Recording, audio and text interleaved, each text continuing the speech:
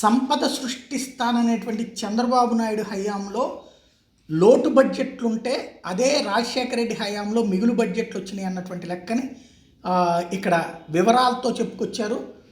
తాజాగా ముఖ్యమంత్రి జగన్మోహన్ రెడ్డి అసెంబ్లీ వేదికగా సాగినటువంటి ఉపన్యాసంలో ఇందులో ప్రధానమైనటువంటిది చంద్రబాబు గారు ఉన్నటువంటి ముఖ్యమంత్రిగా చేసినటువంటి సందర్భంలో 95, 99 పక్కన పెడితే అంటే 99 నుంచి ఆయన పూర్తిగా చంద్రబాబు గారు గెలిచినటువంటి సందర్భంలో రెవెన్యూ డెఫిసిట్ వచ్చేటప్పటికి -1233 99లో, 2000లో -3595, 2001-2లో 2881 కోట్ల రెవెన్యూ డెఫిసిట్, 2002-3లో 3054 కోట్ల డెఫిసిట్, 3-4లో 2904 కోట్లు, 4-5లో 2558 కోట్ల డెఫిసిట్ ఉండేది.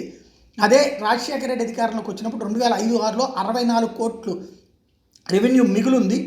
సర్ప్లస్ కిన్ను డెఫిసిట్కి తేడా అదే సర్ప్లస్ ఉంది. అదే సందర్భంలో 2006-7 నాటికి 2807 కోట్ల సర్ప్లస్ ఉంది. 7-8 నాటికి 159 కోట్ల సర్ప్లస్ ఉంది. 8-9 నాటికి 1004 కోట్ల సర్ప్లస్ ఉంది. 9-10 నాటికి అంటే రాజశేఖర్ చనిపోయేటువంటి సందర్భంలో 1230 కోట్లు సర్ప్లస్ ఉంది. ఆ తర్వాత వచ్చినటువంటి రోసే టైంలో 2010-11 నాటికి 2462 కోట్లు సర్ప్లస్ ఉంది. 11-12 నాటికి 3138 కోట్లు సర్ప్లస్ ఉంది. 12-13 నాటికి 1128 కోట్లు సర్ప్లస్ ఉంది.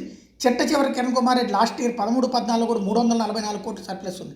అదే మళ్ళీ చంద్రబాబు నాయుడు అధికారంలోకి వచ్చిన 14-15లో 13,776 కోట్లు లోటు ఉంది. 15-16లో 7,302 కోట్లు లోటు ఉంది. 16-17లో 17,231 కోట్లు లోటు ఉంది. 17-18లో 16,151 కోట్లు లోటు ఉంది. 18-19లో 13,899 కోట్ల లోటు ఉంది అన్నటువంటి లెక్కలు వివరించి చెప్పుకొచ్చారు. ఇవన్నీ కూడా అధికారికంగా ఇచ్చినటువంటి లెక్కలు అన్నమాట.